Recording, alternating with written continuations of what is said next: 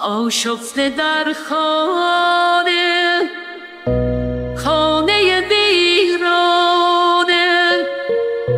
با دل دیوانه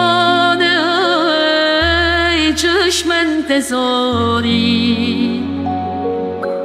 این قلب بیچاره تشنه دیداره حتما خبر داره ما در چه حالی.